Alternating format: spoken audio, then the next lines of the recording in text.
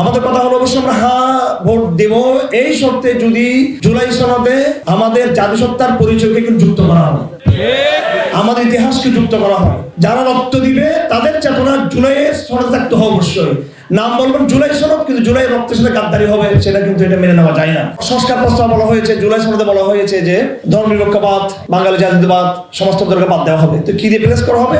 সাম্য, সামাজিক ন্যায় বিচার, মানবিক মর্যাদা।